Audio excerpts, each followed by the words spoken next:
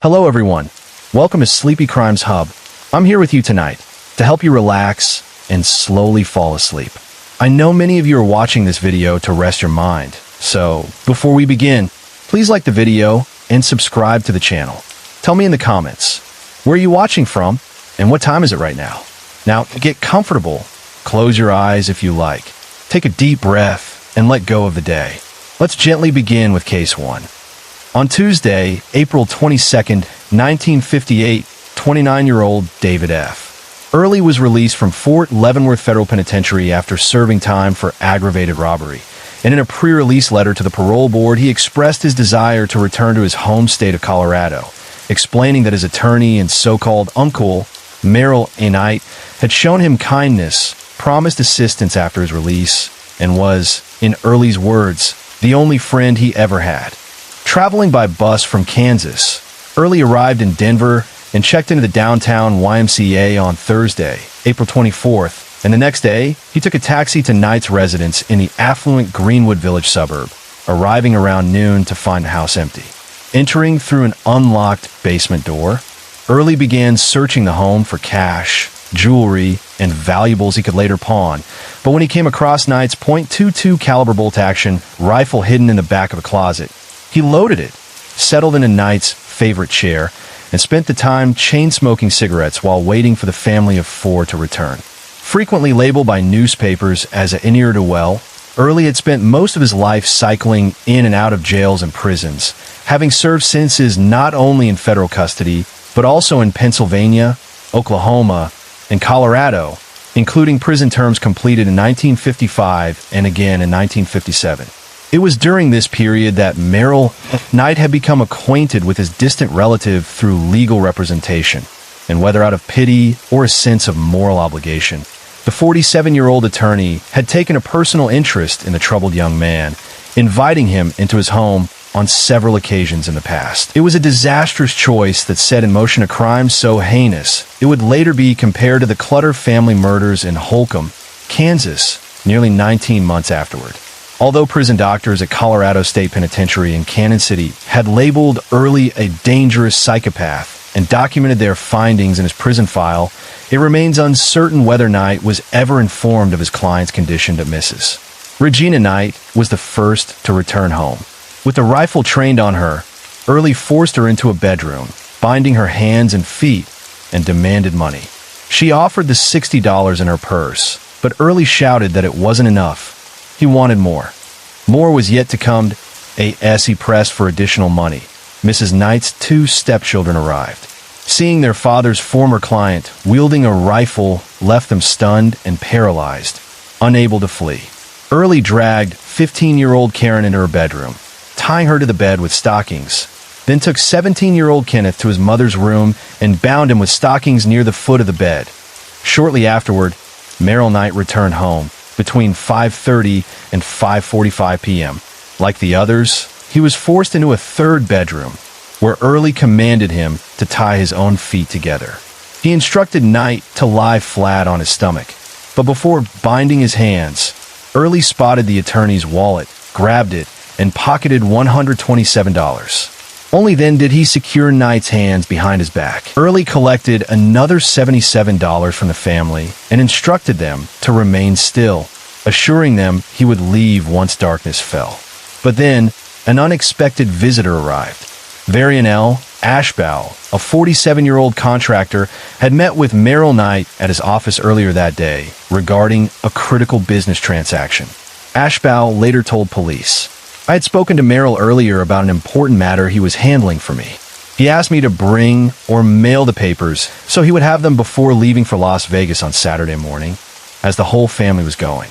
I forgot to mail the letter during the day, but since we were going to the Wilsons for dinner, I decided to drop it off on the way. A few minutes before 6 o'clock, I rang the doorbell. When no one answered, I tried the door and found it unlocked. I pushed it open slightly and saw a young man approaching. He was very polite and calm. I asked if Mr. Knight was home, and he said, 'Yes, but he is in the bathtub.' I then asked if Mrs. Knight was home, and he said she was busy. When I asked if he could give the letter to Mr. Knight, he said he would be glad to. He was casually dressed, and I assumed he might be someone the Knights had hired to watch their home while they were away in Las Vegas. A few minutes after Ashbal left, Early checked on his captives. During the brief distraction, Knight managed to free himself and lunged at a surprised Early, who later said, "I started shooting without thinking." Knight was shot 3 times and died later that night. Not wanting to leave any witnesses after fatally wounding the father, Early moved to the mother's bedroom, stepped over Kenneth, and shot Regina Knight once in the head. He then stepped back over the boy, entered Karen's room, and shot her in the head as well. In the brief moments between rooms, Kenneth managed to free himself and ran out of the house, but Early fired a single shot at him. He missed, and the rifle jammed. Kenneth ran to the Wilsons' house, where the dinner party Ashbal was attending was in progress, screaming, "Mother and Dad have been shot." Several men rushed outside and spotted a car leaving the Knight residence. William Pompelli and Ashbal jumped into their car and pursued it. Armed with only an empty shotgun, they did what they could. They rammed the stolen vehicle into a ditch. Early leapt out and tried to run, but Pompelli and Ashbal quickly overpowered him. Others from the party, including Kenneth, soon arrived, and though newspaper reports do not specify exactly who, someone held the unloaded shotgun on Early. Believing it to be loaded, he stopped struggling, sat down on the ground, and lit a cigarette. Police soon arrived, followed by a newspaper reporter who asked Early why he had shot the Knights. "Because I needed money," Early replied. "For what?" the reporter asked. "What does anybody need money for?" Early snapped back. Early was taken to the Arapahoe County Jail, where he first dictated a confession in shorthand and later wrote another in his own hand. Early, pasty-faced and chain-smoking, smiled as he listened to officers describe the crime to reporters. The Associated Press reported in a nationwide article.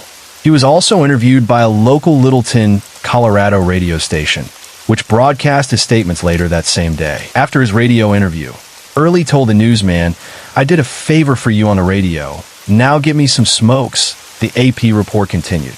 In a separate story released the same day, Sheriff Charles Foster quoted Early as saying, "I'd do it again under the same circumstances." Foster also referred to the letter Early had submitted to the Leavenworth Parole Board in which he wrote, "Knight was the only friend he ever had." This remark, meant to reveal character, only fueled the public's anger toward David Early. On his first night in jail, Early slept soundly and ate everything offered the next day. He rejected all reading material, including a Bible, insisting he only wanted cigarettes. When a jailer handed him half a pack, Early grabbed it and walked away without saying thank you. On December 3rd, 1958, the jury needed only 25 minutes to return a guilty verdict, and the judge sentenced him to death. Throughout the brief trial and subsequent appeals, Early's legal battles were fought between psychiatrists for the state and the defense. The state prevailed each time, setting Early's execution for August 11th, 1961. During his 32 months on death row, no visitors came to see him, and none of his relatives wrote a letter. On his final evening, the warden read the death warrant aloud in his cell. Early was then escorted to the penthouse, where the hexagonal gas chamber was located. He was ordered to strip and don prison-issued white shorts. Once seated and strapped into the steel chair, Early said aloud, "I'm sorry I did it." A Catholic priest administered last rites, and Early's final statement was, "I hope God will forgive me." Case 2 on January 11th, 1902, 15-year-old Nora Fuller vanished after leaving her home, telling her single mother, who was raising 3 children on her own, that she was going to meet a man about a nanny job she had learned about through an advertisement in the local newspaper. When Nora failed to return home that night, or the night after, concern quickly turned into alarm and a search was launched, which tragically ended a month later when her nude body was discovered inside an empty apartment. What makes the case particularly compelling is the apparent careful planning and attention to detail displayed by her calculating killer, along with lingering questions about Nora's personal life, as she had confided to a friend that she may have been secretly seeing a much older man she referred to as her boyfriend. As the investigation unfolded, the mysterious murder gripped San Francisco, dominating front-page headlines from January through March of 1902, and captivating the public while placing intense pressure on the San Francisco Police Department to identify the culprit. This chilling introduction leads into a detailed 3,000-word feature written years later by retired San Francisco Police Captain Thomas A.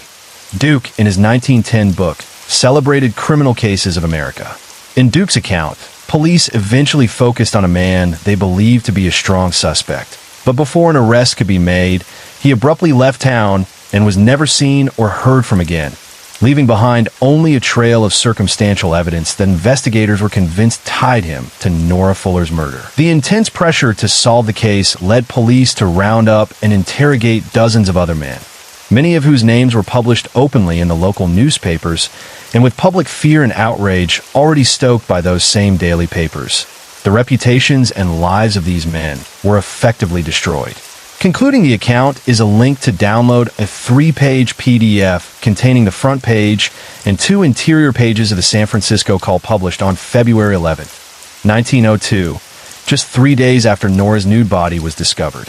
Known formally as Eleanor Parline, though better remembered as Nora Fuller, she was born in China in 1886, and in 1890 her father, an engineer aboard the steamer Taiwa, vanished under mysterious circumstances after being seen asleep in a deck chair at sea, only to disappear moments later when summoned to the engine room, never to be seen again.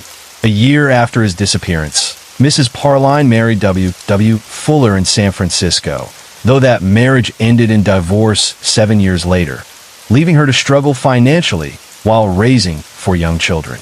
By 1902, Mrs. Fuller was living at 1747 Fulton Street, and it was during this difficult period that 15-year-old Nora decided to leave school and look for work.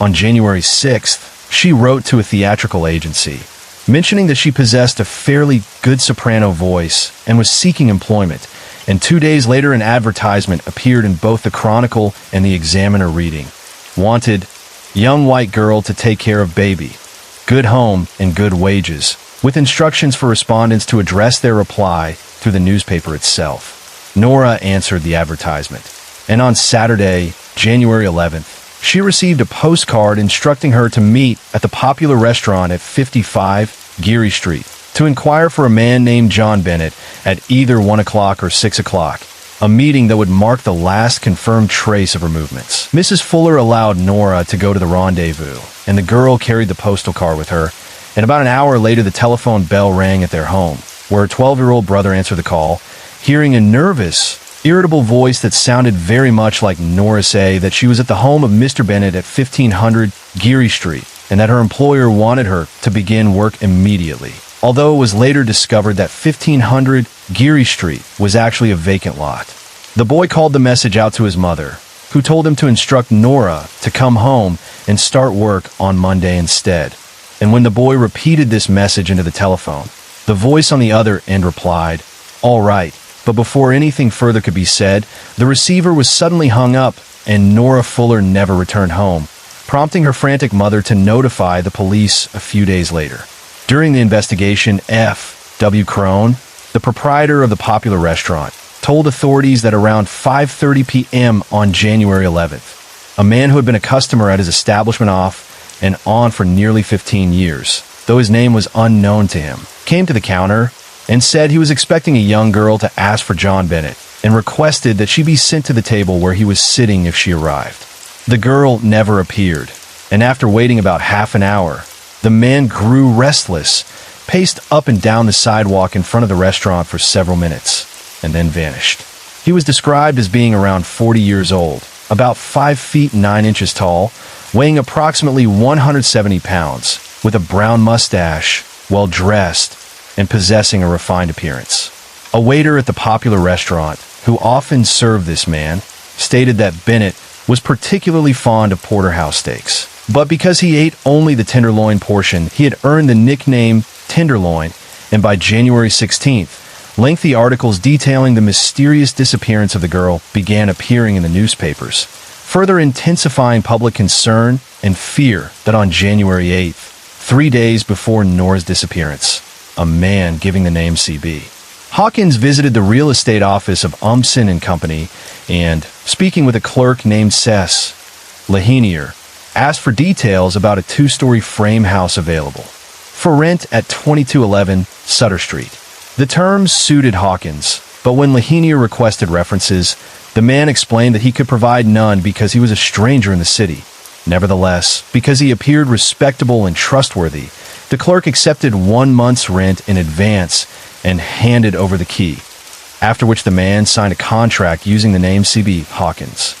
He claimed that he and his wife were staying at the Golden West Hotel at the time, and notably, the physical description of Hawkins matched exactly the description previously given of John Bennett.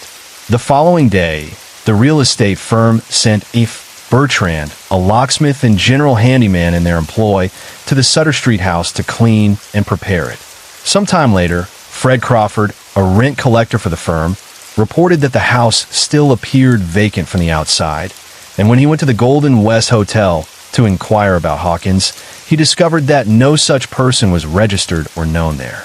When the prepaid month's rent expired on February 8th, another collector and inspector, H.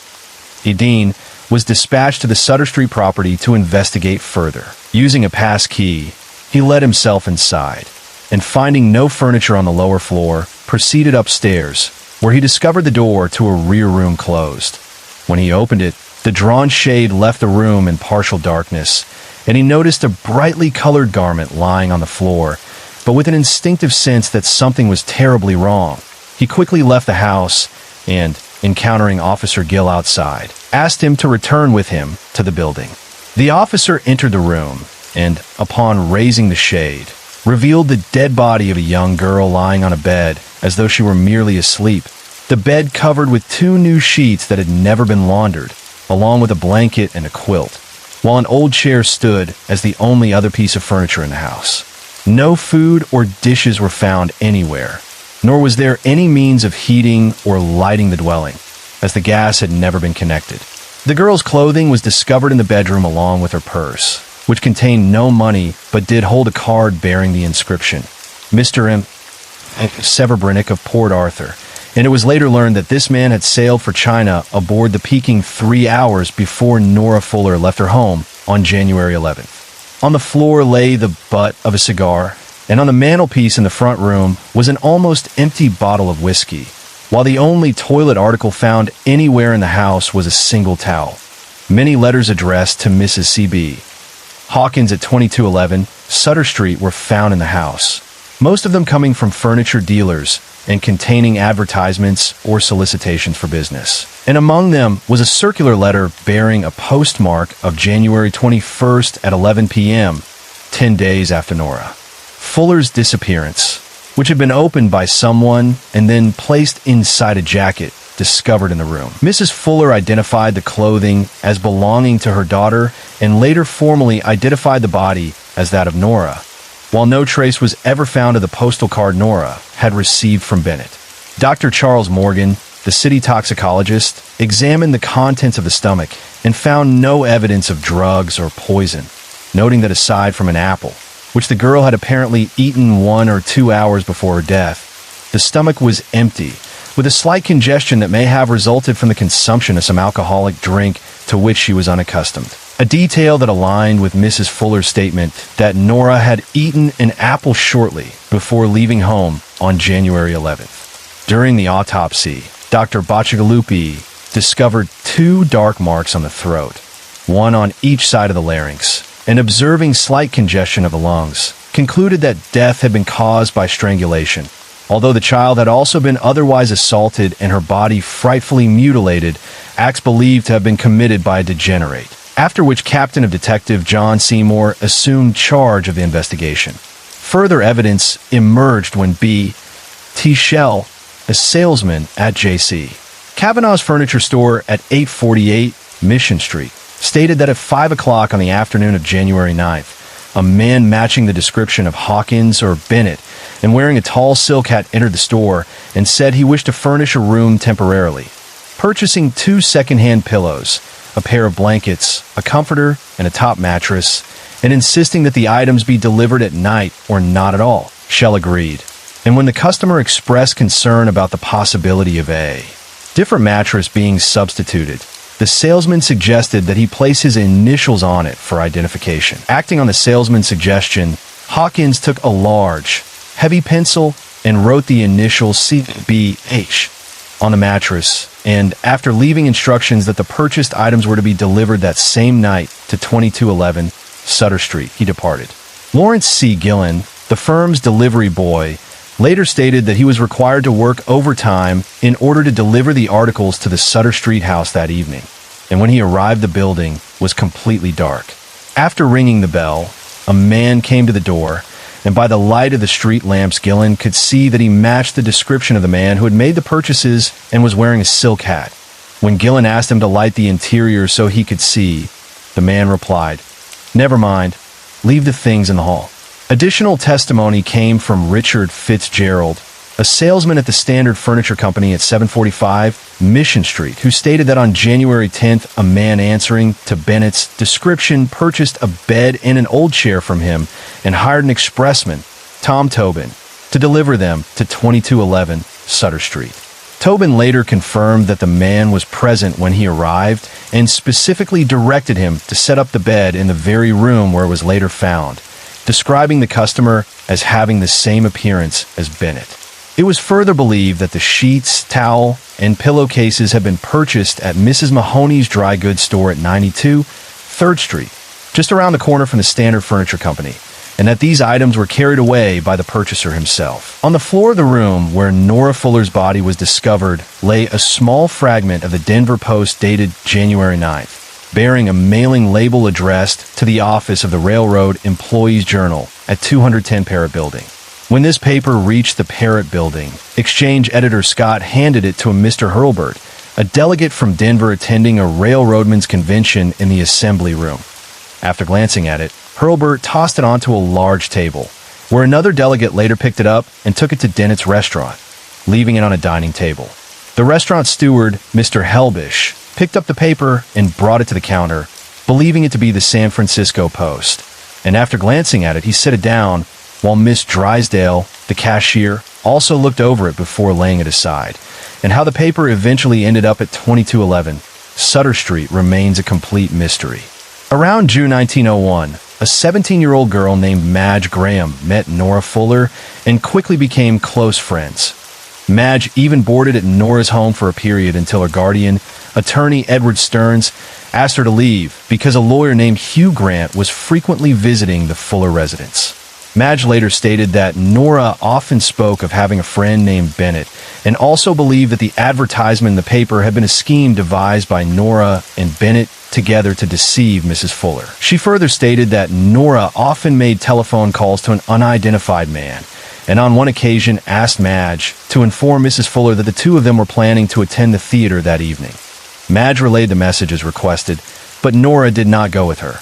Instead, she went with an unknown man. It was also reported that Nora had received complimentary press tickets to the theater from an unknown source. A.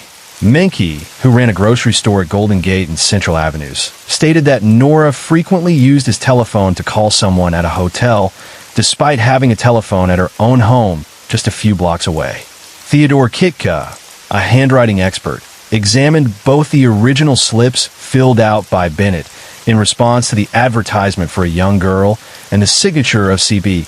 Hawkins on the rental contract for the Sutter Street house, and concluded that both were written by the same individual. On February 19th, the coroner's jury delivered their verdict, stating that the said Nora Fuller, aged 15, Nativity, China, residence 1747, Fulton Street, came to her death at 2211 Sutter Street in the city and county of San Francisco through asphyxiation by strangling on a day subsequent to January 11th and before February 4th, 1902, at the hands of parties unknown. Furthermore, we believe that she died within 24 hours after 12 minutes, January 11th. In view of the heinousness of the crime, we recommend that the governor offer a reward of $5,000 for the discovery and apprehension of the criminal. Akil Ross, foreman, believing that the person responsible for this crime might have moved and submitted a written notice of change of address to the postal authorities. Theodore Kitka examined 32,000 such notifications and among them, he discovered 3 signatures that bore a marked resemblance to the Bennett Hawkins handwriting style, one of which was almost an exact match. This particular signature belonged to a man in Kansas City, Missouri, prompting Captain Seymour to travel east to conduct a personal investigation. However, it was ultimately determined that this man had no connection to the crime. On January 16th, 5 days after Nora Fuller's disappearance, but 3 weeks before the discovery of her fate, the San Francisco newspapers devoted substantial coverage to the mysterious case. And just 2 days later, a gentleman associated with a local paper informed the police that a clerk in their employ named Charles B. Hadley had gone missing, with reports later suggesting that he was short in his accounts with his employers. Detective Charles Cody was assigned to locate Hadley and found that he had been living at 647 Ellis Street with a young woman born and raised in San Francisco, who had taken the name Ollie Blasier due to her fascination with a notorious figure known as Kid Blasier. No trace of Hadley was ever found, and it was only after the body of Nora Fuller was discovered that photographs of the signature CB Hawkins on the Umsen and Company contract, along with the initial CVH on the mattress, were published widely in all the newspapers. The Blasier woman had a photograph of Hadley in her room, on the back of which he had written his name, C.B.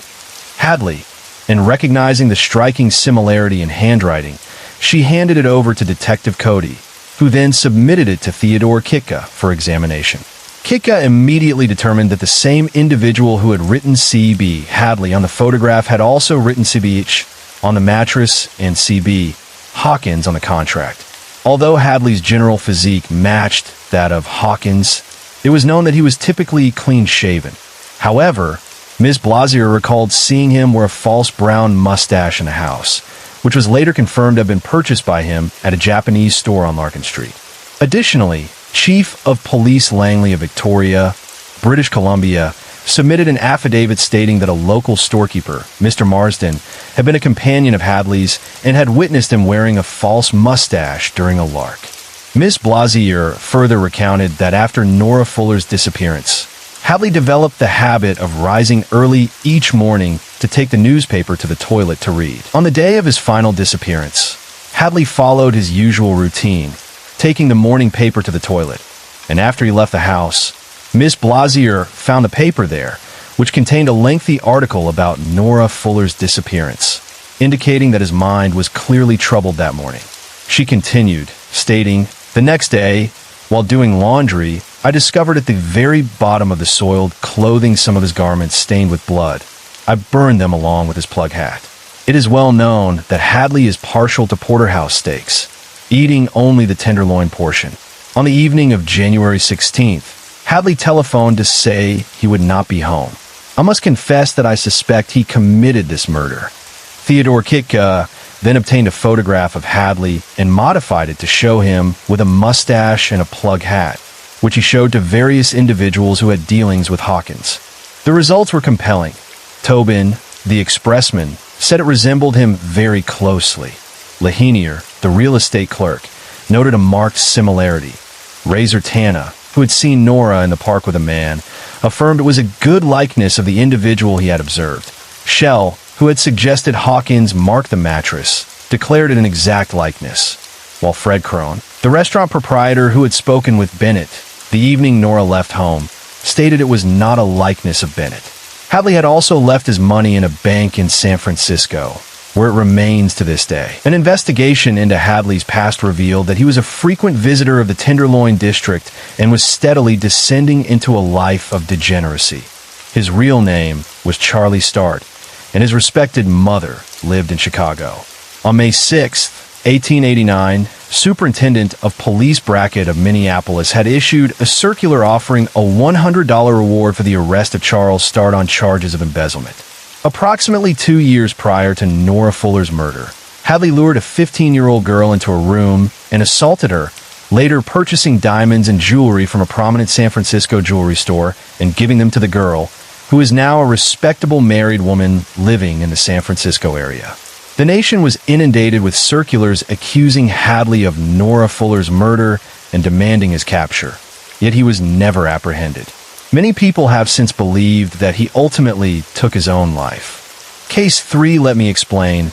The murder in room 406 on the morning of May 31st, 1925, as I reported for duty at Division 4 Station House on LaGrange Street in Boston, Massachusetts. I was met with a youth's terrified exclamation. Something terrible has happened over at Hotel Hollis.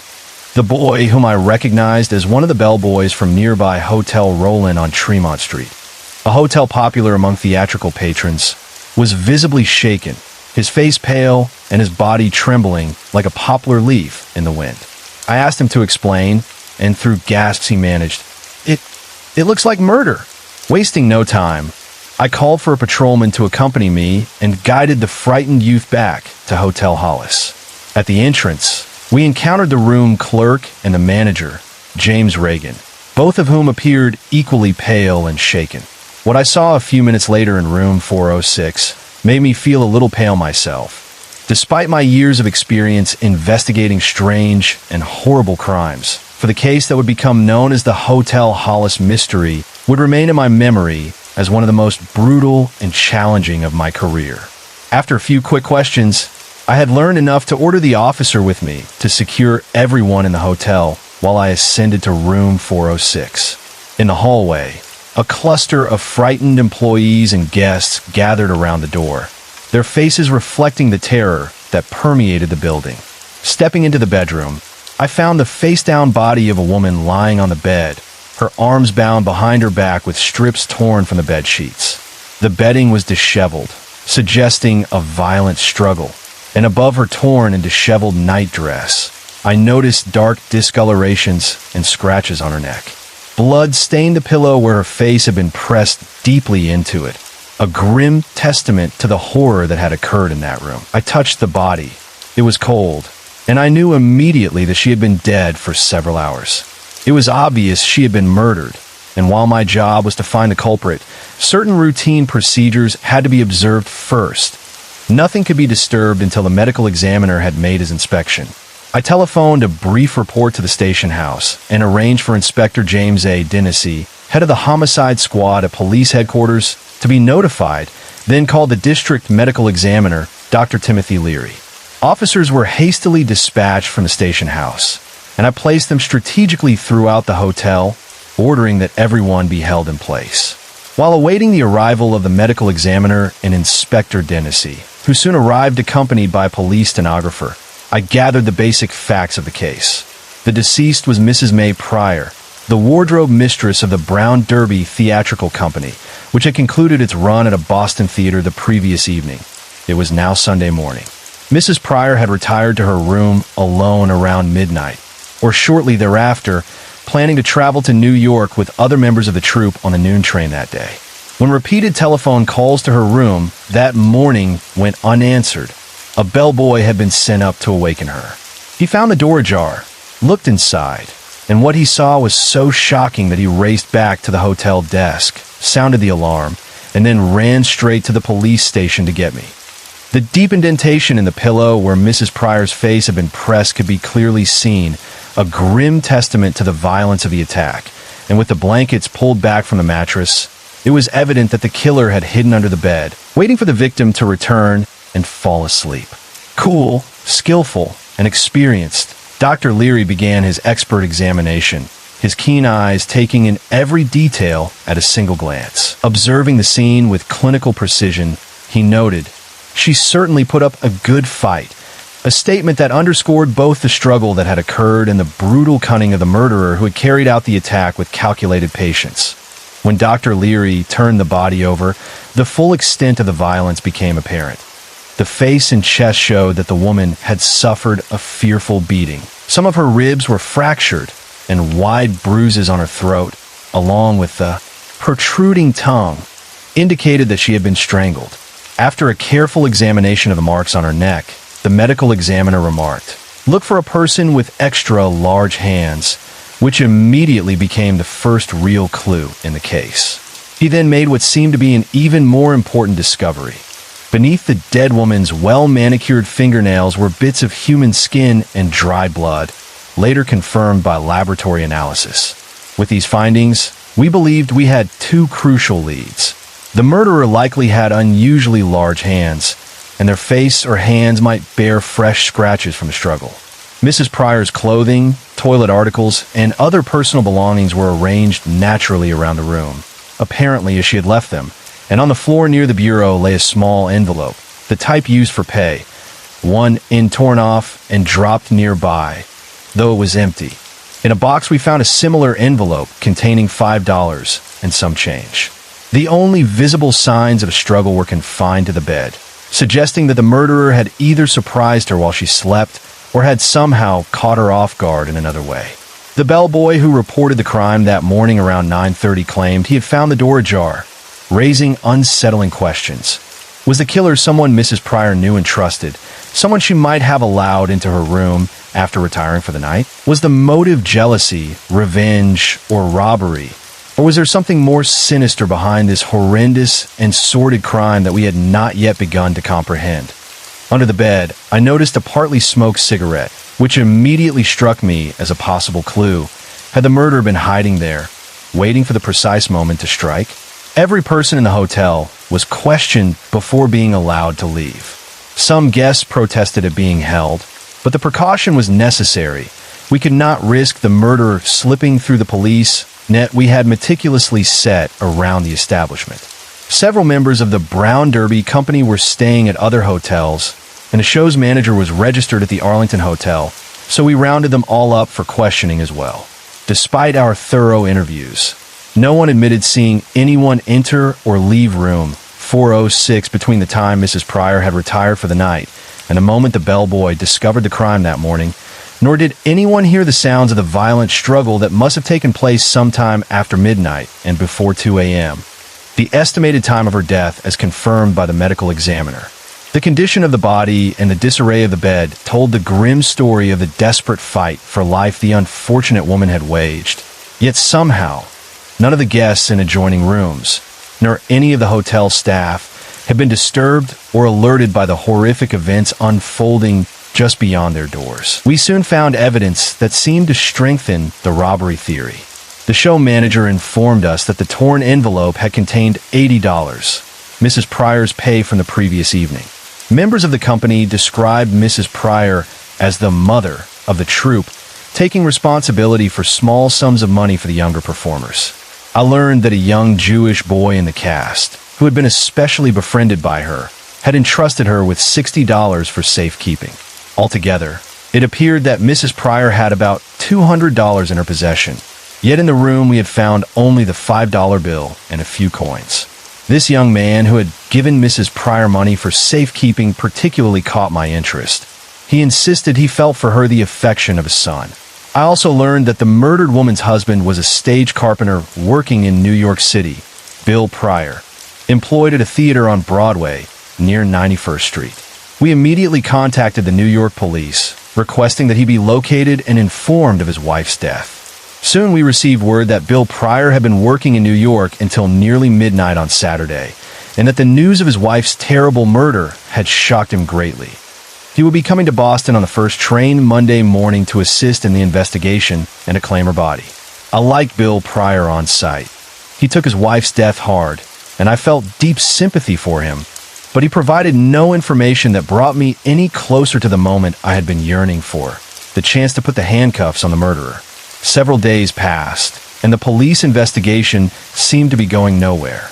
Inspectors from headquarters, plainclothes officers, an army of newspaper reporters, and numerous others were all searching for clues, and while many alleged leads were submitted, each proved worthless after a painstaking review, leaving the case frustratingly at a standstill. Anonymous letters kept arriving, each naming some person or another as the possible murderer, many of them characters who hung around the South End. Not a single lead was ignored, and every possibility was thoroughly investigated. Yet every path led to a dead end. I spent a great deal of time around the hotel, talking with the guests who remained and with the employees, searching tirelessly for the lead. I kept telling myself how to be there somewhere if I could only find it. Some of the people present the night Mrs. Pryor was murdered would have been, well, surprised to say the least, if they knew how much miscellaneous information I had casually picked up about them during my intensive inquiries. On Tuesday, June 2nd, I learned that a theatrical man staying in room 606 with his wife had given a birthday party after the performance on the evening of May 30th, merrymaking with his friends at the very time Mrs. Pryor was fighting for her life in room 406, just 2 floors below. I identified everyone who had attended that party and interviewed them all, hoping that someone might have seen or heard something that would provide a clue. The man who hosted the party mentioned an odd occurrence that evening, though it appeared to have absolutely no connection to the murder. Exactly nothing.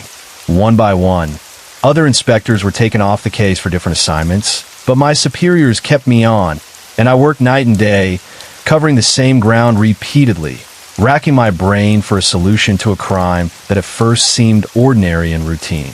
Nothing seemed to break, and, as one inspector grimly remarked, it's just one of those cases that can't be solved. The man who had hosted the birthday party explained that when he ushered his friends into his room after the theater, he had left his door key on the corridor side of the lock.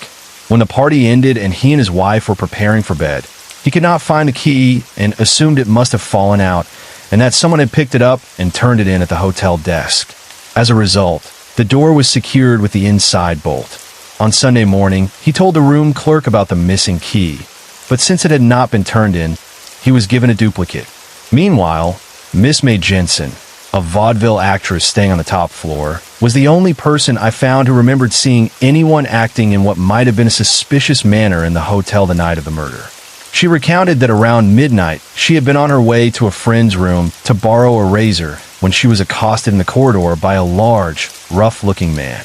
Miss Jensen believed he might have been a would-be masher, but something in the man's manner frightened her so much that she quickly dodged back in her room and locked the door. Since Mrs. Pryor's room was on the 4th floor, this encounter initially seemed like a rather remote possibility as a clue. By Saturday afternoon, June 6th, I decided to try a new approach, believing I had exhausted every possibility among the hotel guests and employees while the crime remained unsolved. Room 406 and everything in it had been thoroughly examined for fingerprints, yielding nothing of value. So I began considering the possibility that one of the questionable characters who frequented the district might provide the crucial tip I needed to move the case forward. It was a 1,000-to-1 shot, but the case had grown more discouraging with each passing day, and I was willing to try anything. If robbery had been the motive, the murderer had made off with around $200, and I wondered if I could find some tough character in the district who had suddenly come into money. Near the hotel, I spotted a young fellow I knew, a bum actor who associated with the cheaper sort of underworld characters. "I want to see you," I told him. "Meet me on Dillaway Street in 10 minutes. Be sure to be there." I doubted he would actually show, but I knew it would be useless to try to get anything out of him on the spot. When I saw him, he was nervous and trying to edge away, likely afraid someone would see him talking to me and think he was a stool to the gang, right there on the main street among his questionable friends. I acted casually, pretending to pass the time of day, keeping my voice low so no bystander could overhear. 10 minutes later, I walked through Dillaway Street, a quiet side street, and found a young fellow waiting in a doorway, safely screened from observation. "I've always been on the level with you," I began. "Give me the office." "Who bumped off that woman in Hotel Hollis?" After a brief hesitation, he blurted out, "Look for that big gorilla that was hanging around the hotel last week." "Who is he?" I pressed. "Where does he hang out?" "Don't know anything about him," he admitted. "How do you know this gorilla did it?" I asked. "I don't. You wanted the office, and I thought of this big gorilla, so I just told you about him," he replied. I persisted. "Who have you seen this big gorilla talking with?" "Come on, you must have seen him speak to somebody." "Who?" "Well, the fellow told me. I remember one night, last week I saw him stop to speak to a man I know. It was in front of the hotel. Benny Peretti was the man he spoke to. Benny was doing a turn at the theater here until Thursday, and now he's playing down in Newport, Rhode Island, commuting back and forth to Boston. The tip seemed slim, but I was desperate and could not afford to pass up anything. So I set out to locate Benny Peretti. I learned that he was staying at the new Tremont House and usually arrived around midnight, but before leaving for Newport, he might be found sitting around Boston Common. Failing to locate him in the city, I went to the new Tremont House to wait. He arrived late with his partner, and wanting a chance to speak with him alone, I arranged for him to meet me at the LaGrange Street Police Station at 7:15 the following morning. I spent the rest of the night prowling around, hoping to find out something more about the man described to me as the Big Gorilla. Benny Peretti met me at the station house on time, and in response to my questions, he finally admitted that he knew the man I meant. He said the fellow had tried to borrow some money from him one evening around Memorial Day. I was with some fellows in front of Hotel Hollis, Benny explained. I don't know the man's name. I only know him by sight. I pressed him further. Where did you meet him first? How did you get acquainted with him? Benny hesitated, then said, it was once when I was putting on a show for the prisoners at the federal penitentiary in Leavenworth. They called him the Wop out there. Something about that did not sound right. So I pushed Benny harder, and he finally admitted that he had been a prisoner himself when he first met this big gorilla he called the Wop. The story I finally got from Benny Peretti went like this. He and his stage partner had been young fellows just starting out when they got into trouble. A trunk had been mistakenly delivered to their room by the express company, but they didn't report it. And when the mistake was discovered, they were arrested and prosecuted in the United States court because the trunk had come from another state, making it an interstate matter. The two boys had no money for a lawyer, and being frightened and inexperienced, they pleaded guilty, thinking they would be let off, but instead both were sentenced to terms at Leavenworth. Benny explained that the man he knew only as the Wop had also been in Leavenworth and was such a bad actor that he was kept locked up most of the time. He told me that once the Wop had escaped by crawling through a sewer pipe, only to be recaptured and returned after a few days. Benny said he had not seen or heard anything about him until a week before, when the ex-convict had accosted him, asking for money.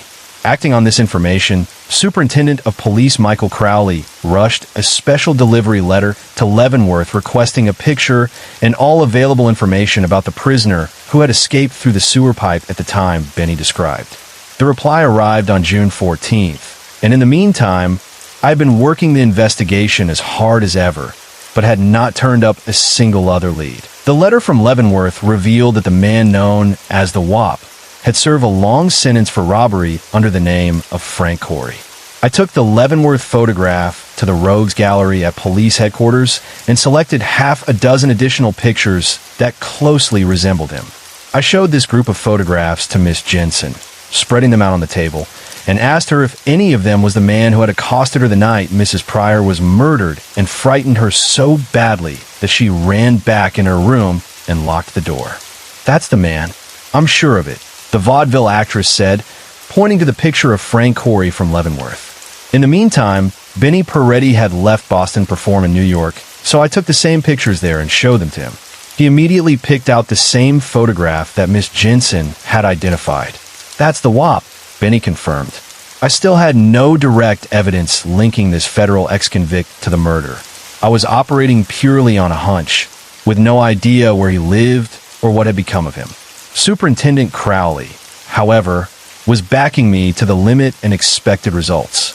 He sent another urgent message to Leavenworth, requesting the names of anyone Frank Corey had corresponded with while serving his sentence, that we knew that such correspondence records were carefully kept at modern prisons, and we were provided with 3 names and addresses in Yonkers, New York City, and Worcester, Massachusetts.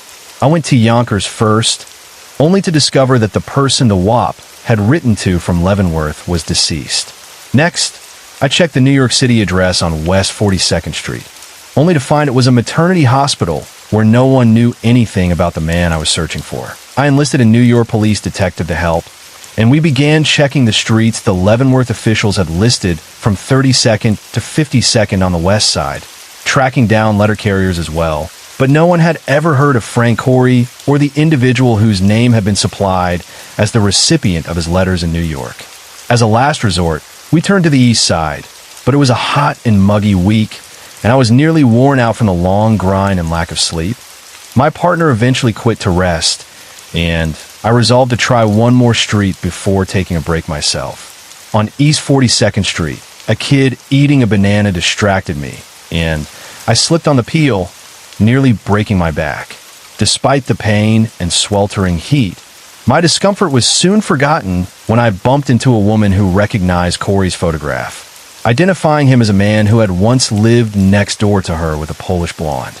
She said the couple had been there several years prior, cleaned out the landlady, and escaped with the loot. From her account, it seemed that the Polish blonde was the woman Corey had corresponded with from Leavenworth, and that he had joined her in New York after his release. Yet, the trail was still difficult to follow, for the house next door had just been razed. I tracked down the realtors and eventually located the bank trustee who had handled the sale for the landlady, only to learn that she had just died. With the trail in New York seemingly at an end, I returned to Boston on June 21st, go to the station house to write my reports, feeling discouraged and frustrated by the dead ends in the investigation. The superintendent had a talk with me, and I told him there was still one more possibility, the address in Worcester.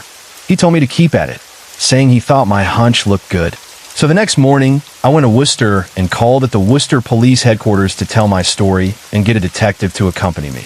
The address I had was Corey, 934 Grafton Street. On the way there, we met a motorcycle officer who told us that the family at this address was named Krikorian but used the American name Corey. I showed him the Leavenworth picture, and he said, "Sure, I know that fellow. That's Frank Corey. I was talking with him this morning. There's sewage draining into the road from the Corey place, and I told them it must be fixed." This gave us an idea. We arranged for the detective to take me into the house posing as an inspector from the health department, so I could talk with Frank Corey and get him down to the Worcester police station for questioning without arousing his suspicion. There was a crippled girl in the house who said her brother, Frank Corey, had gone into town and would soon return on the trolley car. While the detective with me was discussing the sewage complaint, I noticed a picture on a table of the same man I knew to be Frank Corey, the ex-convict from Leavenworth. I slipped it into my pocket without anyone noticing, and then we left the house. It was arranged for the motorcycle officer to go up the road to wait for the trolley and see if Frank Corey was on it. I hid in the woods so I could observe without being seen, while the Worcester detective went to make a telephone call.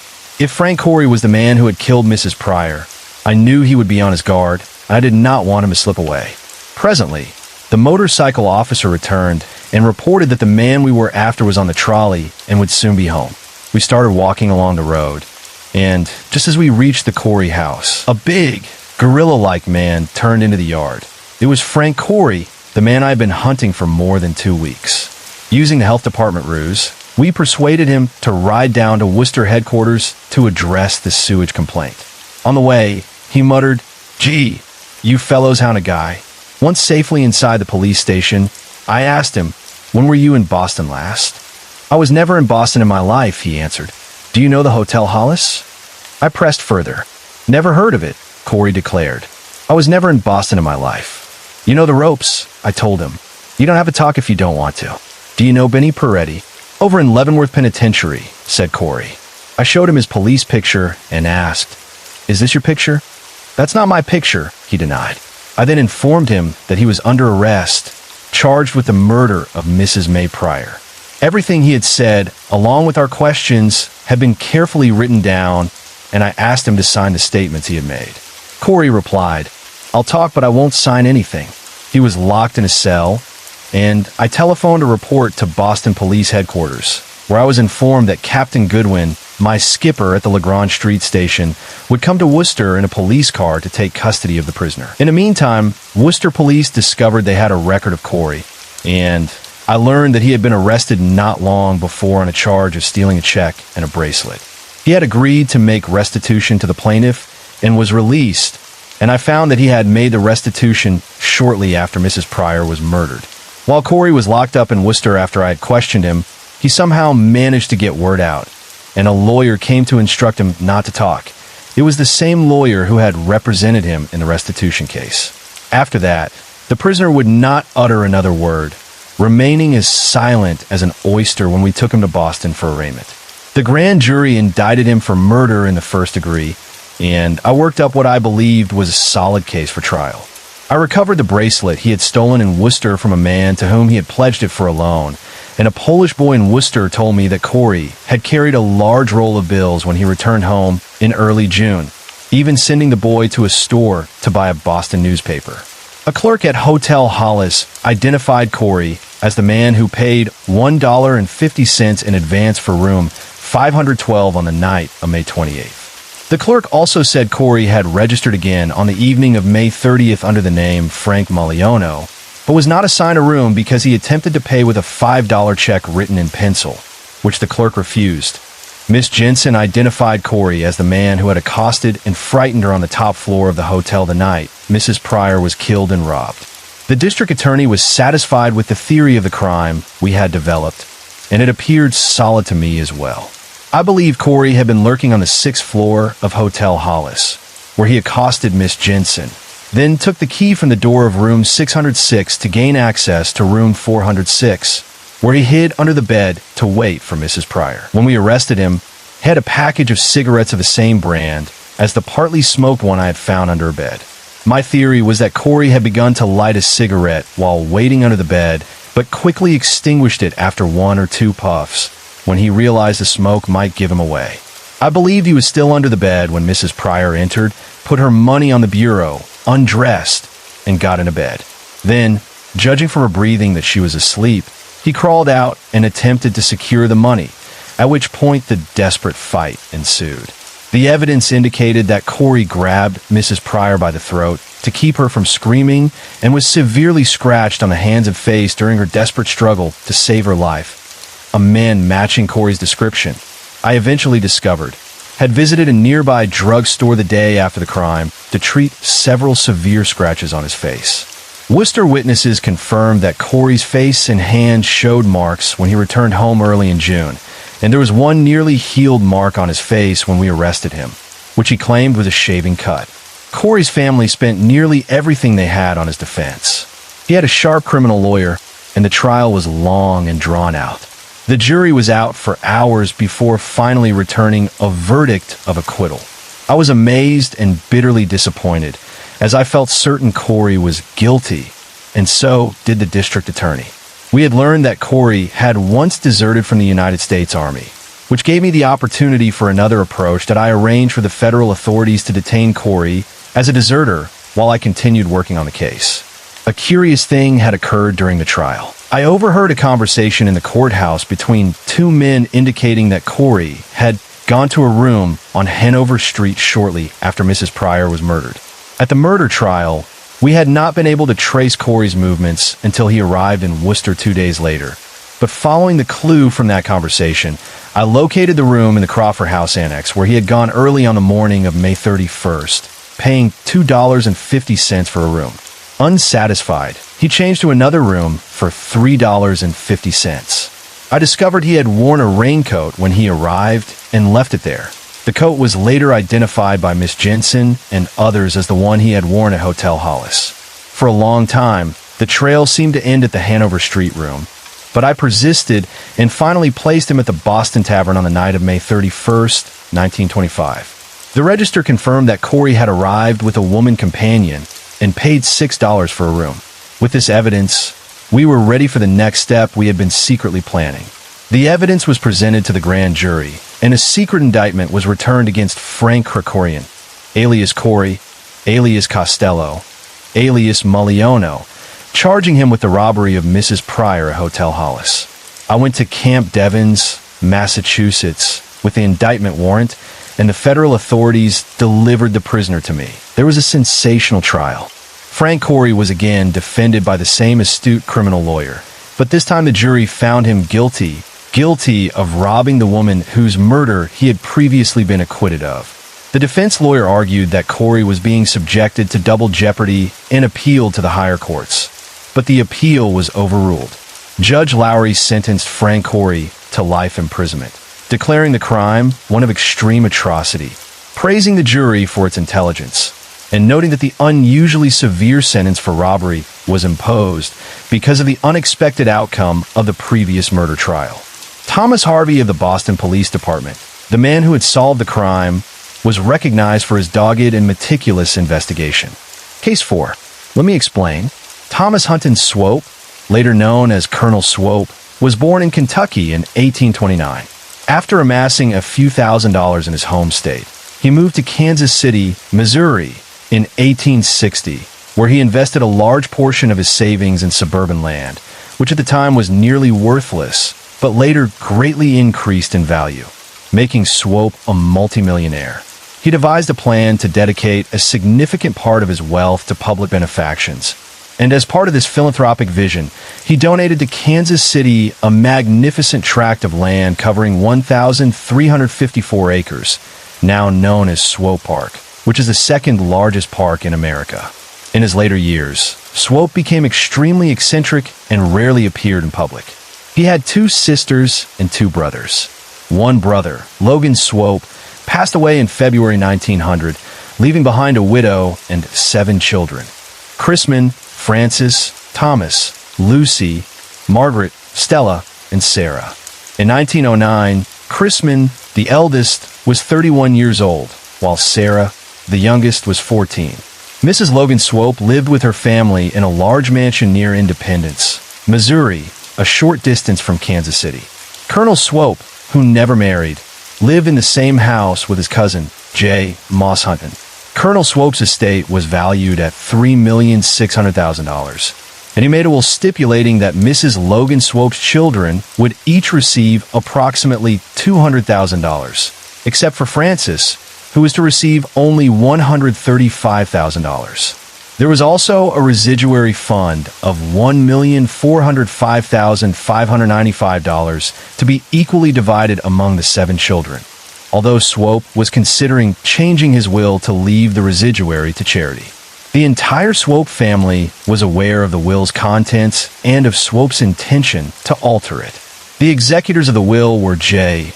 Moss Hunton, attorney John Paxton, and Stewart Fleming, Colonel Swope's nephew. Bennett Clark Hyde was born in Cooper County, Missouri, in 1872, but spent his boyhood in Lexington, Missouri, where his father was a Baptist preacher. Young Hyde received a college education and later graduated from the University Medical College in Kansas City, Missouri. In 1898 to 99, Dr. Hyde served as demonstrator of anatomy at this college, during which time several graves were robbed. Eventually, 2 African Americans, Sam McLean and Charlie Perry, were arrested for robbing the grave of Michael Kelly at St. Mary's Cemetery in Independence, Missouri. They confessed to this crime and several others, swearing that they sold the bodies to Dr. Hyde. The doctor was arrested, but the case never went to trial and was dropped from the calendar on March 4th, 1899. On May 4th, 1905, Dr. Hyde was appointed police surgeon of Kansas City, but on September 10th, 1907, he was suspended by Mayor Jones on a charge of cruelty to Mrs. Annie Clement, a black woman who had attempted suicide by morphine poisoning, to whom Hyde had administered oil of mustard to arouse her from her sleepy condition. On June 21st, 1905, Dr. Hyde and Frances Swope were secretly married in Fayetteville, Arkansas. Mrs. Logan Swope strongly opposed this marriage, claiming she was certain Hyde married Frances for money alone, and further stated that Hyde had courted 2 other wealthy women, obtaining $4,000 from one and $2,000 from the other, before throwing them over. Following the public announcement of Dr. Hyde's marriage, Mrs. Sarah Frank, a widow of Kansas City, filed a suit against Hyde seeking damages for breach of promise, but the case was settled out of court. As a result of this marriage, Hyde and his wife's relatives were estranged for over a year, but in August 1906 a reconciliation was effected, and shortly afterward Colonel Swope paid $7,500 for a home at 3516 Forest Avenue, Kansas City, presenting it to Hyde and his wife. On September 5th, 1909, Colonel Swope, then 81 years old, fell to the floor in the Swope mansion and, although not seriously injured, believed he was about to die and insisted upon being put to bed. Dr. Hyde engaged a nurse named Pearl Keller to care for him. On the evening of October 1st, 1909, Moss Hunton was eating his dinner in the Swope home when he collapsed. Dr. George T. Twyman, the regular family physician, and Dr. Hyde were summoned and diagnosed the case as apoplexy. Dr. Hyde suggested that the patient be bled, to which Dr. Twyman agreed. Hyde began drawing blood from Hunton's arm, and when 1 pint had been drawn, Dr. Twyman said that was sufficient, but Hyde continued until 2 quarts were drawn. Dr. Twyman again insisted no more be drawn and reminded Hyde of a recent case where a patient had died from excessive bleeding. Miss Keller, the nurse, and Mrs. Hyde were present, and when Hyde continued ignoring Dr. Twyman's advice, Mrs. Hyde reportedly said to her husband, "Dear, I believe I would quit. Dr. Twyman thinks you have bled him enough." Hyde then stopped, but almost immediately Hunton gave a spasmodic gasp and died. About 20 minutes later, Dr. Hyde told Miss Keller, "I want to have a private talk with you after a while." About an hour later, Miss Keller saw Hyde alone in the sitting room, and the doctor said, "Miss Keller, I am not a businessman, but I can be one.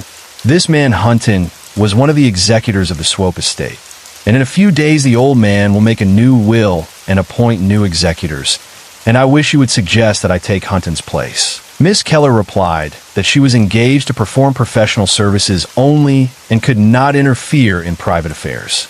Although Colonel Swope insisted on remaining in bed, he was feeling unusually well on the second day following Hunton's death. Notwithstanding his favorable condition, Dr. Hyde gave Miss Keller a digestive tablet with instructions to administer it to her patient. After much persuasion, the nurse finally induced the old man to swallow it, and 20 minutes later, he was seized with violent convulsions. During his conscious moments, he said, "Oh, God, I wish I hadn't taken that damned medicine." Noting the sudden change in Swope's condition, Miss Keller called Dr. Hyde from another room, and after a hasty examination, he stated that Swope was a victim of apoplexy, probably brought on by the shock of Hunton's death. The nurse later asserted that the symptoms in Dr. Hyde's treatment of Swope and Hunton were entirely different. Although Dr. Twyman was Colonel Swope's regular physician and could have attended the patient, Dr. Hyde did not notify him of the change in Swope's condition. On the evening of October 3rd, Colonel Swope died, and shortly afterward Hyde called Miss Keller aside and advised her to charge $35 per week instead of $25, the usual rate. Prior to October 1st, 1909, Dr. Hyde had drunk the cistern water in the Swope home, which was used by the entire family, but around this time he warned the Swopes that if they continued using the water without boiling it, they would contract typhoid fever. On Thanksgiving Day, November 25th, 1909, Hyde and his wife dined at the Swope home, bringing bottled water which they alone drank. 3 days later, Mrs. Swope went to Chicago but was called home on December 5th. Within 2 weeks after the Thanksgiving dinner, the following persons, either members of the Swope family, visitors, or servants, were stricken with typhoid fever. December 1st, Leonora Coppridge, the African-American servant girl. December 2nd, Chrisman and Margaret Swope, aged 31 and 21, respectively, and Miss Georgie Compton, a seamstress. December 4th, Miss Nora Dixon, a visitor and former governess in the house. December 5th, Stewart Fleming, a visiting relative. December 10th, Sarah Swope, age 14, and December 11th, Stella Swope, age 16, and Mildred Fox, a 14-year-old girl residing in Kansas City, who had only spent 1 day at the Swope mansion and fell ill in her own home. This epidemic required 4 additional nurses, Mrs. Churchill, Gordon, Holhan, and Van Nuys. On December 5th, Dr. Hyde told Miss Holhan, the nurse, that he had just given Chrisman Swope a capsule and instructed her to bathe him. While she was sponging the sick man, he had a convulsion. Dr. Hyde was summoned and declared that the patient was suffering from cerebral meningitis. Chrisman sank into a coma, but the next day appeared to improve until Dr. Hyde gave him another capsule, after which he immediately became restless and morphine was administered. A few moments later, he died. Dr. Hyde then checked his pulse and, after roughly moving the deceased man's feet, said, "He's gone, prepare him for the undertaker." The night his brother-in-law died, Dr. Hyde attended a banquet celebrating his election as president of the Jackson County Medical Society. Miss Lucy Swope left her home for a trip through Europe on September 26, 1909, and on the day her brother Chrisman died, a cable was sent requesting her to return immediately, without revealing the true reason. She was due to arrive in New York on December 15th, and her mother wanted a lady friend to go to New York to break the news and accompany her on the homeward trip. A friend named Miss Mary Hickman was chosen, and Mrs. Swope gave her daughter, Mrs. Hyde, enough money to purchase a ticket for Miss Hickman.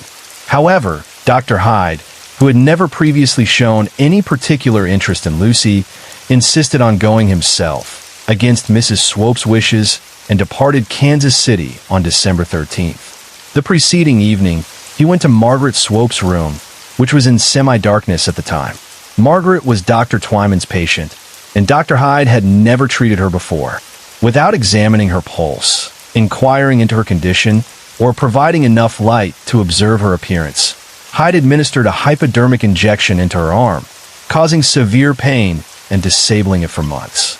Just as Hyde was leaving, Margaret's nurse, Miss Churchill, entered, and Hyde said, "I have just given Margaret an injection of camphorated oil, as I found that she had an intermittent pulse." Miss Churchill was greatly surprised at this unusual procedure. She immediately checked Margaret's pulse, which was perfectly regular, and tried to detect the scent of the camphorated oil, but found none. On December 15th, Hyde met Lucy Swope in New York, and they departed that night for Kansas City, at which time Lucy was in good health. On the second day of the trip, she attempted to get a drink of water, but Hyde stopped her, saying, "Wait a minute, I have a folding cup that Francis sent you. I will get the water in that." Lucy later stated that it seemed to take Hyde an unusually long time to fetch the water. During the journey, Lucy mentioned to Hyde that she intended to take some pills, and Hyde tried to persuade her to take some powders he had, but she refused. When she arrived home, Lucy remained only a few hours and did not drink any water at the Swope residence. She then went to the home of Miss Eleanor Miner, where she stayed for 2 days, after which she became feverish and was brought home.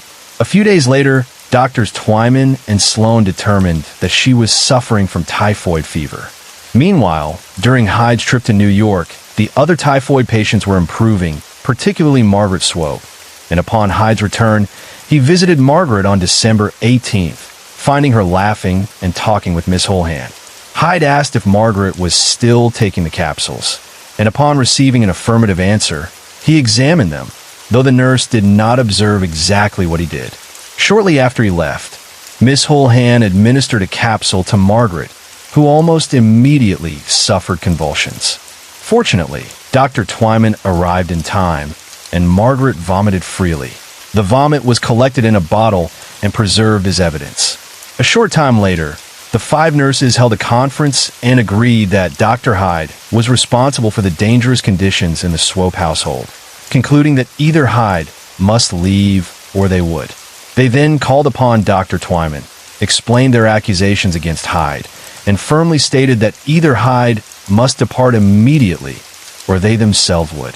Dr. Twyman then sought out Mrs. Swope and informed her of the nurses' accusations and their ultimatum. Mrs. Swope replied, "Oh God, do you think so? Then it must be true.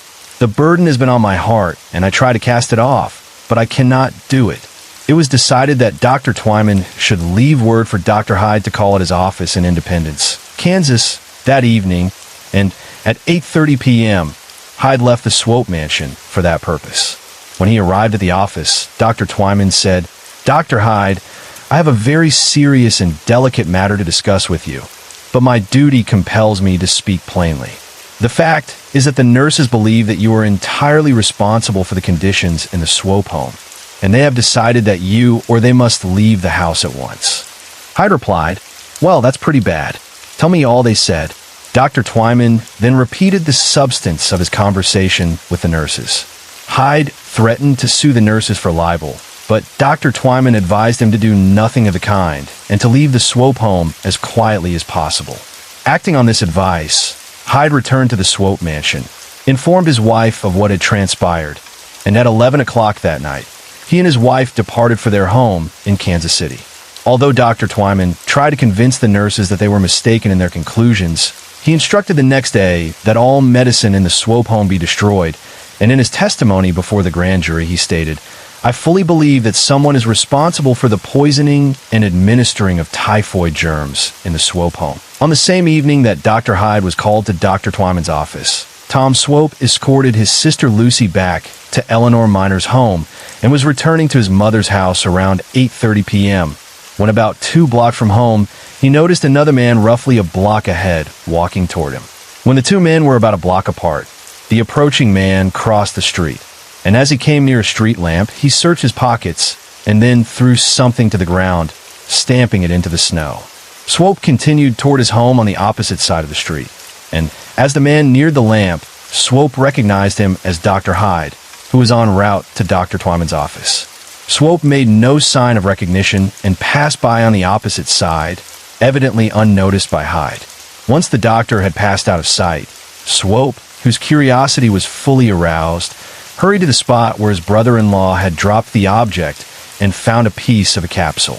Having formerly tested ores in Tonopah, Nevada, and being familiar with the cyanide process, Swope recognized that this fragment emitted the odor of cyanide of potassium. He took the broken capsule home, and Miss Van Nuys, the nurse who had also worked with this drug while cleaning jewelry, agreed that the capsule particles smelled like cyanide.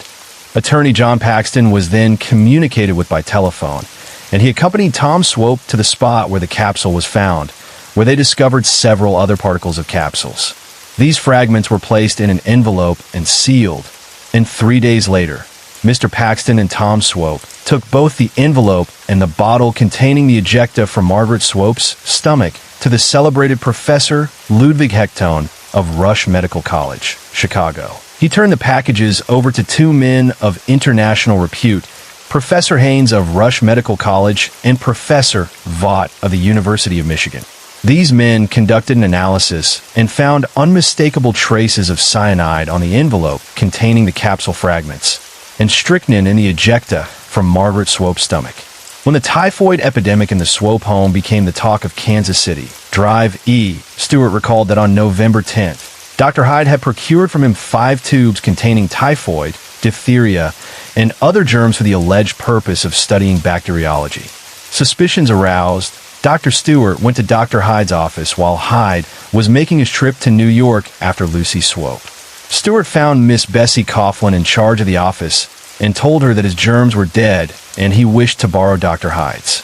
A short time earlier, Hyde had told Dr. Stewart that he had done very little with the germs, but Stewart later stated that upon examining the typhoid tube, he found enough germs missing to inoculate the entire city of Kansas City.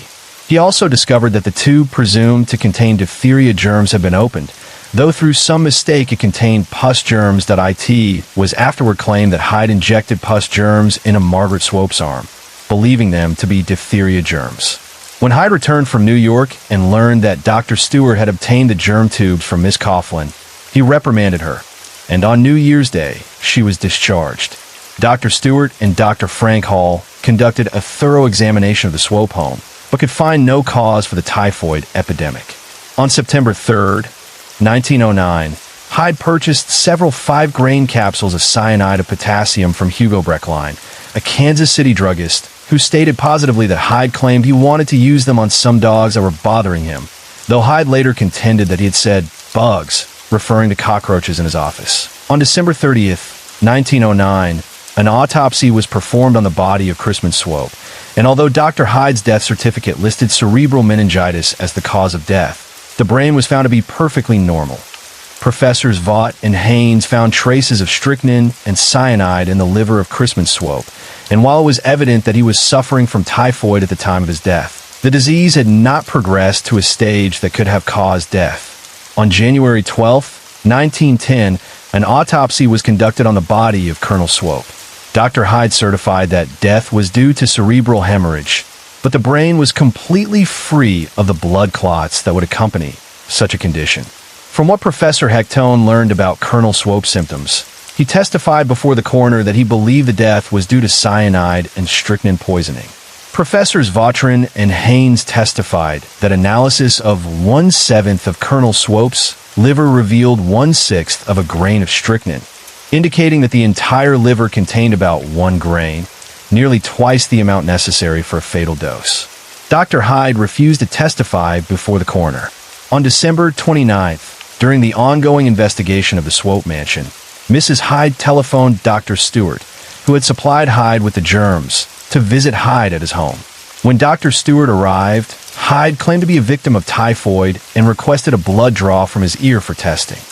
While Hyde exhibited symptoms of typhoid, Dr. Stewart believed that he had been inoculated with dead bacteria, producing the appearance of a genuine case, and noted that Hyde seemed anxious to have it widely believed that he was ill.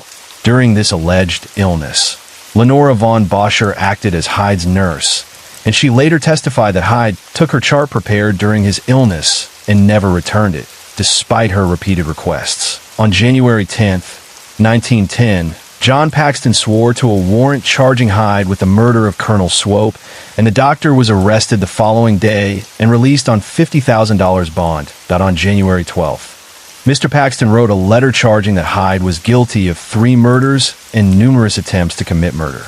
This letter was subsequently published, and as a result, Hyde sued Paxton for libel, demanding $100,000 in damages. On February 15th, 1910, the grand jury began an investigation into the mysteries of the Swope home, and on March 5th, the following indictments were returned against Hyde: for carelessly bleeding Moss Hunton to death, charged with manslaughter; for murder by poisoning Colonel Swope; for murder by poisoning Chrisman Swope; and 3 indictments for attempting to murder Margaret Swope: 1 for administering typhoid germs, 1 for injecting pus germs, and 1 for administering strychnine. 7 other indictments were filed, charging him with attempting to murder Lucy, Sarah, and Stella Swope, Mildred Fox, Georgie Campton, Nora Dixon, and Leonora Coppridge. Hyde was again arrested and released on $100,000 bond. It was decided to try him for the murder of Colonel Swope, but as the prosecution theorized that Hyde's ultimate motive was to gain control of the Swope millions by killing most of the family, evidence regarding all the cases was admitted. The trial began before Judge Ralph Latshaw in Kansas City on April 16, 1910. Mrs. Hyde, who was in a delicate condition at the time, remained loyal to her husband, refusing to recognize her mother, brother, and sisters, and expressed her belief in his innocence. It is claimed that she mortgaged property to defray the enormous expenses of the defense. She engaged Frank Walsh and 4 other attorneys, as well as several experts. The prosecution was represented by District Attorney Virgil Conkling and 4 special prosecutors engaged by Mrs. Swope, who was firmly convinced of her son-in-law's guilt. Hyde pleaded not guilty. On April 19th, Dr. G.W. Twyman, one of the most important witnesses for the prosecution, died before his testimony could be obtained.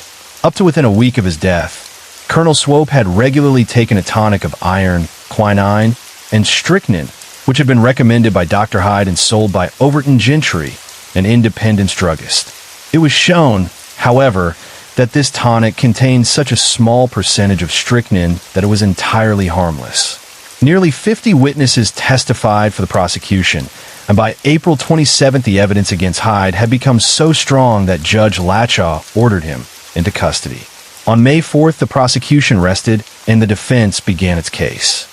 In discussing the cause of Chrisman Swope's death, Dr. Froling testified that meningitis might be present even if no evidence of it could be seen under a microscope.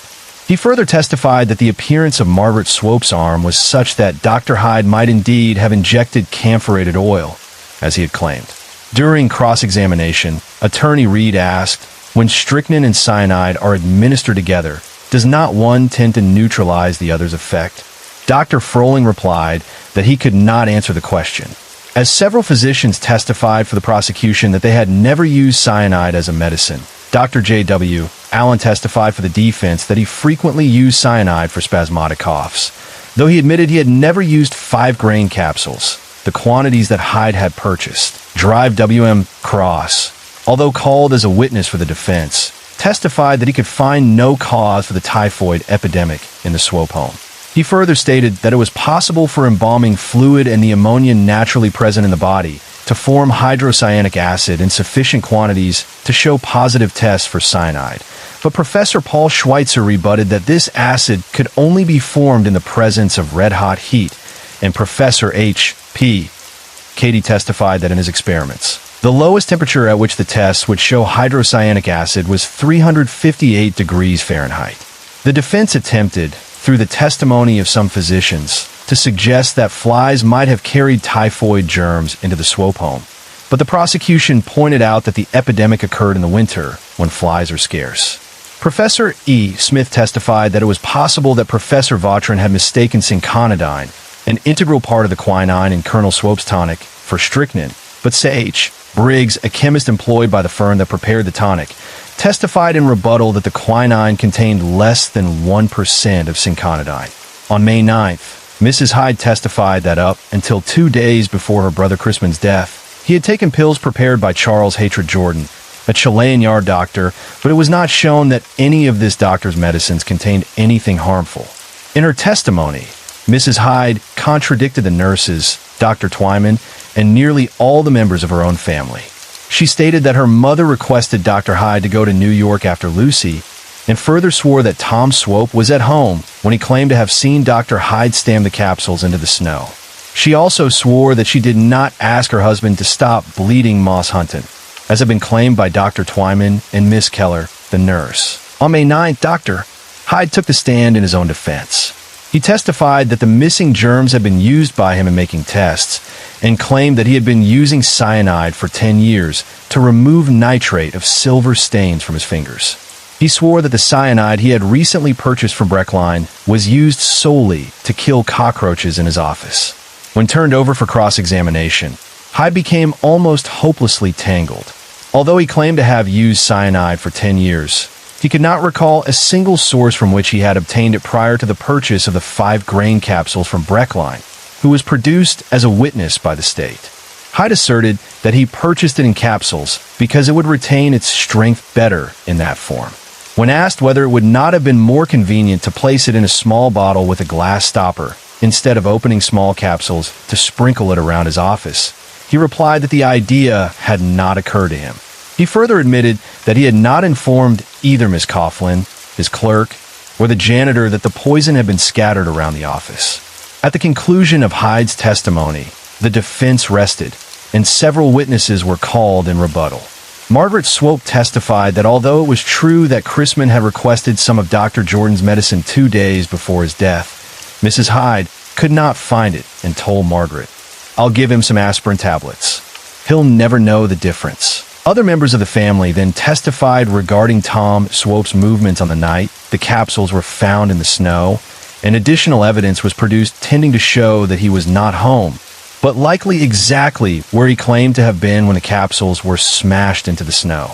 Mrs. James Clinton testified that Tom had stopped at her house to use her telephone while on his way home that evening. No certain rebuttal testimony was offered, and the case was finally submitted to the jury on Friday, May 13th, 1910. After deliberating for 3 days, the defendant was found guilty as charged and sentenced to life imprisonment. Juror W.C. Crone's son, Albert, had recently been convicted on circumstantial evidence for killing his sweetheart, Bertha Bowler, and Juror Crone initially held out for Hyde's acquittal until after 60 hours of deliberation, when he finally voted for conviction.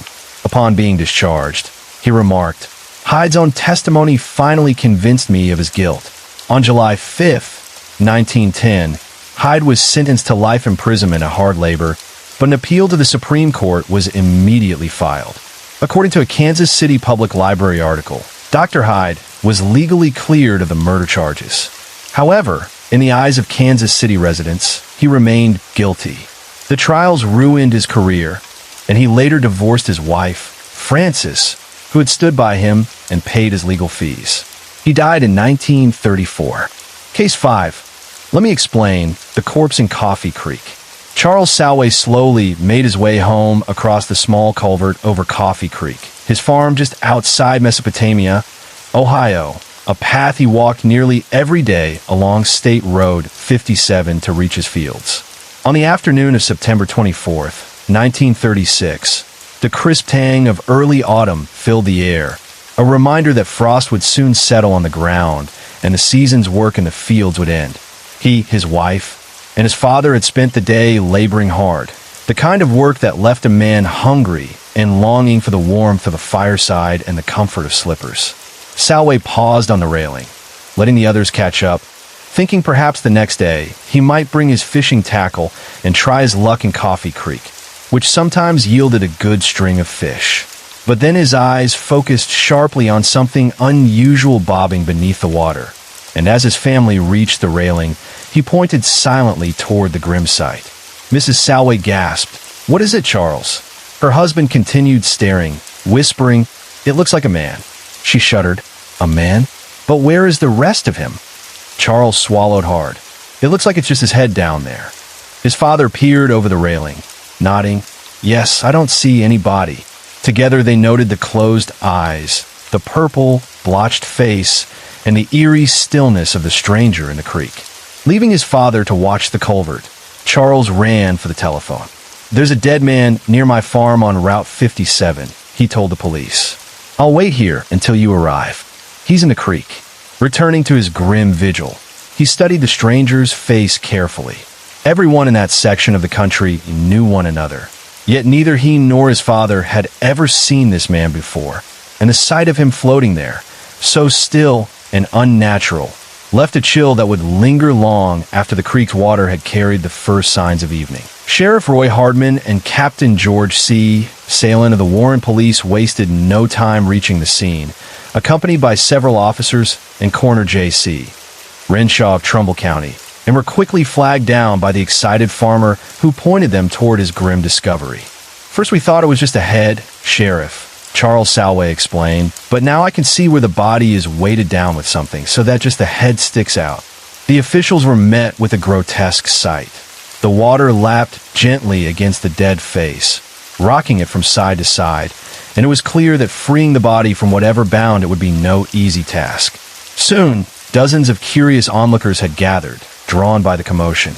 With the help of bystanders, the officers finally extracted the body and laid it on the ground for the coroner's inspection.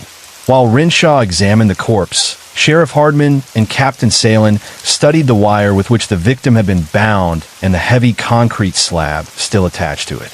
Whoever did this, the sheriff remarked, must have felt pretty sure it would be a long time before the body rose to the surface, but the weight slipped down around the feet, and there was enough buoyancy in the body to let the head float. No wonder it looked like just a head. "Looks like the fellow was pretty well beaten before being tossed into the creek," Salin observed. "The kind of beating gangsters give their double-crossers." The sheriff nodded thoughtfully. There might be truth to that theory, given that the body was found not far from Youngstown and only about 40 miles from Cleveland, raising the possibility of rival city gangsters at war, or perhaps the killing being tied to strike trouble in the Youngstown Steel area. Coroner Renshaw estimated that the corpse had been in the water for about a week, and without a full autopsy, there was little else he could determine. So the body was taken to the morgue at West Farmington. After questioning neighboring farmers, who reported hearing or noticing nothing unusual over the past week or 10 days, the officers proceeded to the morgue to search for clues that might reveal the man's identity. A preliminary examination of the man's clothing revealed very little.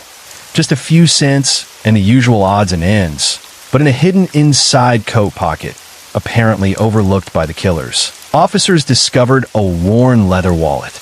Eagerly, they emptied its contents on the table, and the clue that immediately drew their attention was an identification card of a common type. Unless the murderers had deliberately left it there to mislead the police, it should reveal the man's identity. The card bore the name Charles Steffes, Jr., along with an address in Cleveland.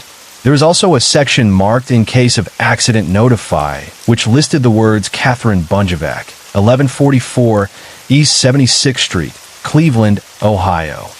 "Well, boys, that gives us something to start with," Captain Salin remarked. "We'd better contact the Cleveland police and see what they know about Steffes." That evening, the report of the murder was relayed to Cleveland headquarters, where Detective Lieutenant Jack Zamon took down the details and immediately called in Detectives Carl Ziccarelli and Ralph McNeil, who were on the 4 to midnight shift. "Just had word of a body being found in Coffee Creek," he told them.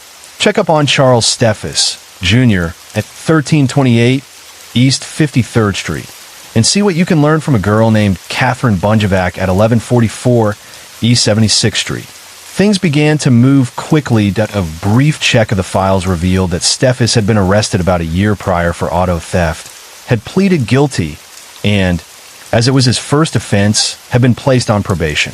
Further investigation showed that he was an auto mechanic and 26 years old. It was hardly the record of a man who might be involved in gang wars. But in the police department, officers learned to expect anything and consider every possibility until it is proven otherwise. If he was indeed a Clevelander and had been dead for a week, Perhaps someone had reported his disappearance to the Bureau of Missing Persons.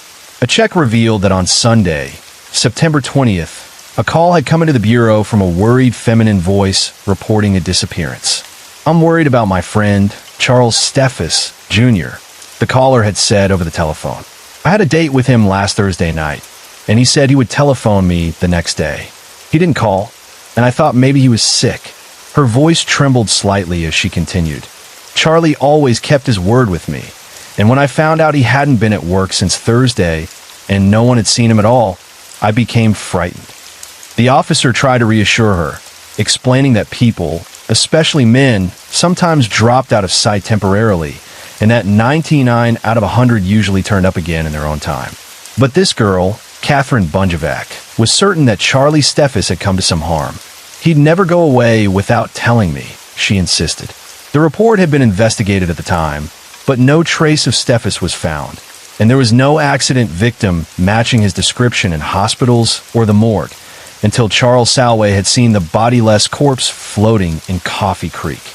It seemed that the woman's intuition about trouble had once again proved correct. What Catherine Bunjevac had feared had apparently come true. Yet even if the corpse was indeed that of young Steffes, the identification was only the beginning. All the authorities knew for certain was that a girl named Catherine Bunjevac was listed to be notified in case of accident, and she had already reported him missing. The department quickly mobilized, and detectives Ziccarelli and McNeil went to follow up at the address listed in his wallet, which turned out to be a rooming house run by Rudolf Zepanik, where Steffes had lived with his brother. Both Zepanik, the rooming house proprietor, and the victim's brother, when interviewed, insisted they knew nothing of the garage mechanic's whereabouts. The landlord eagerly recounted the meager facts he knew about his lodger. "Steffes left the house last Thursday night, and we haven't seen him since. He was rather close-mouthed about his affairs and never said where he was going or when he'd be back," he explained. Steffes' brother confirmed the statement. "I haven't any idea where Charlie could be. He just went out and didn't come back. Several people have been asking for him since he left." He shrugged, apparently confident that in due time his brother would turn up again. At the garage where Steffes worked, the proprietor expressed the same nonchalant attitude. "He hasn't been around for a week. Guess maybe he just decided to quit. A little guy came around a couple of times looking for him. Don't know who he was. Perhaps this little guy was one of those who had called at the rooming house to inquire about the missing man, another angle to be investigated."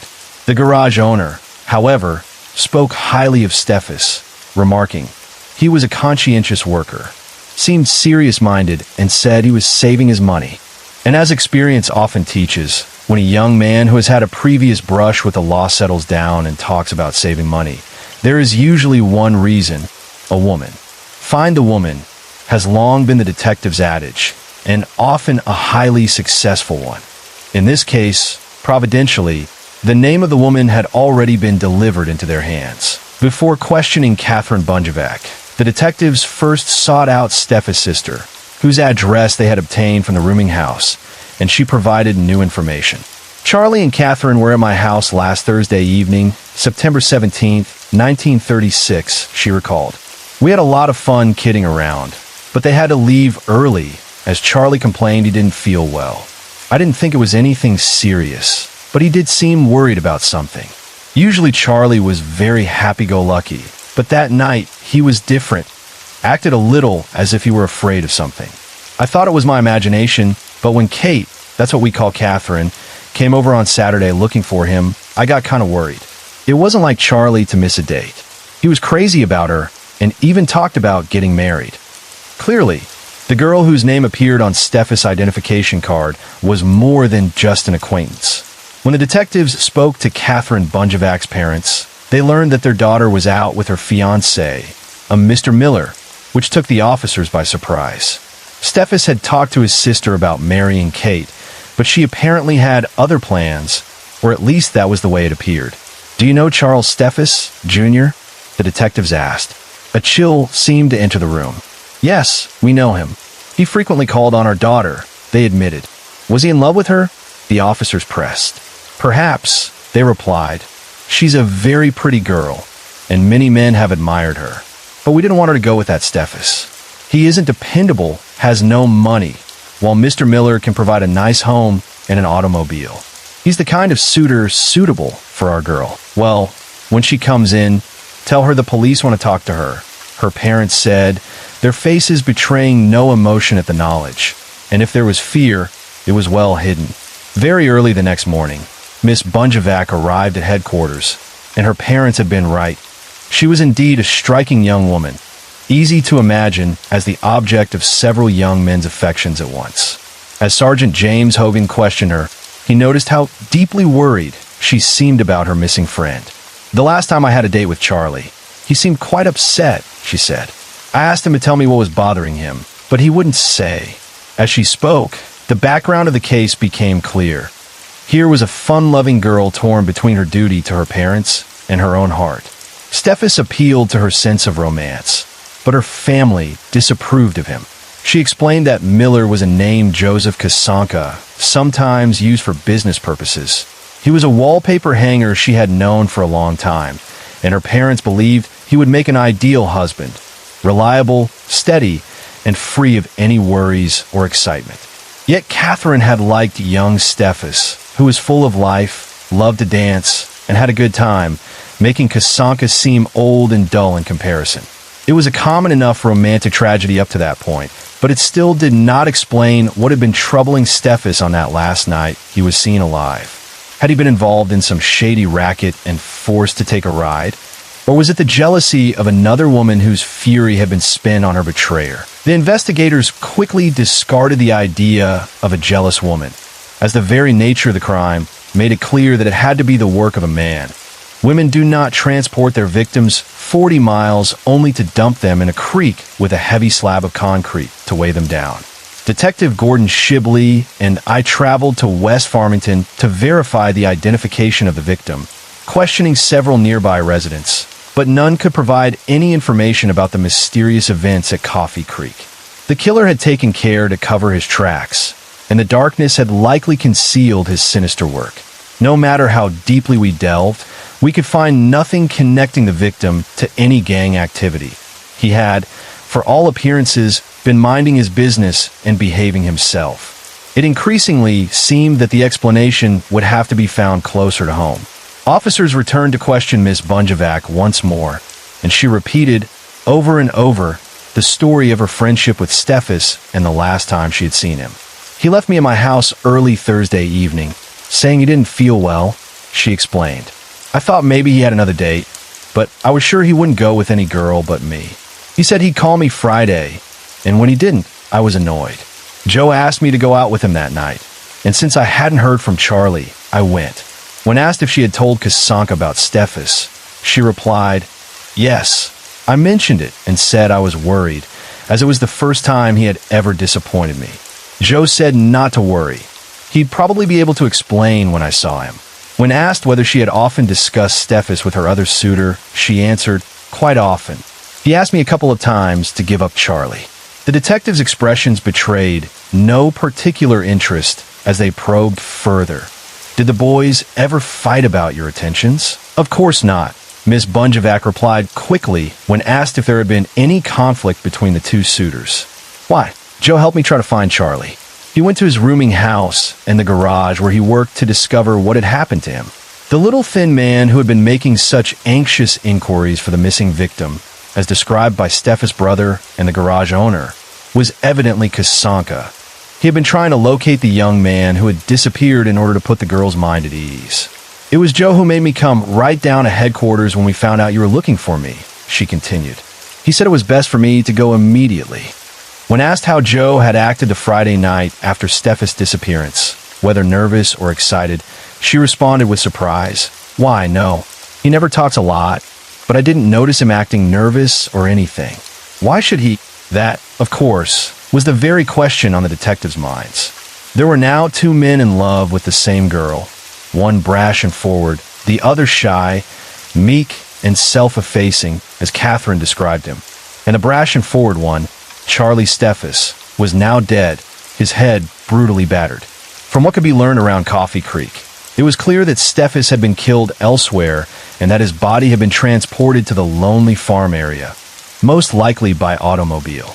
The body had since been returned from the West Farmington morgue to Cleveland, where county pathologist Dr. Ruben Strauss began his examination to determine the cause of death, with primary concern as to whether the victim had been alive when placed in the water or had already been dead when weighted down and shoved under the culvert. On Friday night, a team of officers was sent to question Kasanka at his home on East 88th Street, but it was destined to be a long wait as he was not at home. It was not until 5:30 in the morning that a short, slight man mounted the steps and was met by the waiting detectives. Kasanka showed no surprise at all when confronted by the officers. He acted as if it were entirely normal for a couple of detectives to be waiting to take him down to headquarters, displayed no curiosity about why he was being taken, offered no protest while his personal belongings were searched, and showed no embarrassment when his letters were examined, including several that had been written but never mailed to Catherine Bunjevac. The letters reflected his reserved personality. Though he admitted to being in love with the girl, there was no trace of passion, only shy, bashful expressions of feeling. Downstairs, in the basement, Kasanka continued to show the same lack of interest as officers went through his storage closet, uncovering only a small amount of old wire of any potential significance. When Sergeant Hogan began questioning him that Saturday morning, it became clear that he was facing a man who could conceal every emotion, presenting a bland, expressionless face and carefully weighing his words before responding. While he was now a suspect, there was little to connect him to the crime beyond the fact that he, like the dead man, was in love with the same girl. The sergeant pressed on, and a couple of detectives went out to locate Kasanka's car while the report from Dr. Strauss arrived, providing the first ray of clarity. Steffes had suffered a hard blow to the head, but it had not caused his death. Water in his lungs indicated he had been alive when thrown into the creek, meaning he had drowned. This crucial detail meant that the murderer, if apprehended, would be tried in the district where the victim had died, a rural area where juries were notoriously tough. We decided to use a bit of old-fashioned psychology on Kasanka. Detective Shibley and I brought him to the garage, and along with Sergeant Hogan and Coroner Arthur J. Pierce of Cuyahoga County, we set out on the ride to Mesopotamia and Coffee Creek, heading for the spot where Steffes' battered body had been found, with a plan in mind to see if it would work. The coolest, calmest, and most collected criminal often unravels when forced to revisit the scene of his crime, while dreams can hound a guilty man into confessing. A compulsory viewing usually works faster. We spoke little on the ride, and Kasanka answered politely to all questions. Sergeant Hogan encouraged him to talk about himself, nodding sympathetically as Kasanka complained of business being slow. Kasanka casually mentioned that he usually carried his tools, brushes and pails, in his car, and when asked about Catherine Bunjevac, he admitted he was in love with her. "You know, Sergeant," he said to Hogan, "I think some gangsters got after Steffes. Probably took him for a ride. You know, he was mixed up in some bad company for a while there." We did not reply, waiting for the psychological moment to outline our theory, which had not yet arrived. Coffee Creek, in the bright daylight, looked far from sinister. The foliage was just beginning to turn, and the countryside was awash in autumnal hues, everything speaking of peace and restful living. Hardly the place for violence and death. Yet here a man's badly beaten body had been thrown, the calm water taking his final breath. I led Kasanka over to the east rail and waited while the coroner and Sergeant Hogan conversed. I encouraged the man's nervousness by remaining completely silent and seemingly indifferent. Their voices carried clearly across the still air as Hogan outlined the case to Pierce, while Kasanka remained unaware of the little dramatic act being performed. "I think we've got this fellow," Hogan said. "It all links up. 2 of my men found his car, took a look in it. And what do you suppose they found?" "What?" asked Pierce, intrigued. "Blood on the upholstery," came the reply. "No," exclaimed the coroner. "Yes, and one of the windows was smashed. I think that happened when this bird Kasanka swung at him with a brush and missed." Sergeant Hogan continued. "Brush?" Pierce asked, puzzled. "Didn't you know we found a heavy paste brush in his car with blood on it?" He hit Steffes over the head with his paste brush again and again. Then, when he thought he was dead, he drove out into the country and tossed the body overboard, weighting it down to make sure it wouldn't be discovered. Hogan paused dramatically as they approached where we were standing. "Is that the way it happened, Kasanka?" he asked suddenly. I watched the man standing close by. I had always thought of him as meek and mild, hardly the type to become involved in a murder, but before my eyes an astonishing change occurred. As he listened to Hogan's outline of what might have happened that fatal September 17th, Kasanka's eyes glittered, and it was almost as if he were reliving the crime, savoring it. His meekness vanished, replaced by an expression of burning hate. Abruptly, he turned and faced us. "Sure, I killed him. I did it." The confession, though shocking, did not give us everything we needed. We still required details and proof to hold up in court. It was not a Cleveland case, but it was now up to us to get Kasanka to talk. Once he had started, the paper hanger seemed eager to tell the whole story and unburden himself, and I marveled at this shy little man who, for more than a week, had gone about his affairs as usual while hiding a horrible secret behind his meek, colorless face. He had even joined in the search for his victim, apparently believing it would ingratiate him with Miss Bunjevac, all the while knowing that the man she loved and waited for lay in the cold waters of Coffee Creek, weighted down by a heavy slab. Kasanka spoke openly and in earnest on the ride back to Cleveland, recounting a story more grim and cold-blooded than we could have imagined. I was ready to marry the girl. I wanted her. I was getting along fine, had a good business and prospects, and could have given her things. I was in love with her, and she seemed to like me well enough, he explained, until that Steffes fellow came along last April. Then everything changed. I could picture this little paper hanger courting the parents more than the daughter, as was customary in the old country. He loved her in his fashion, and a slow, simmering rage had begun to consume him when he found himself being cut out. That Steffes was just a no-good, a bum.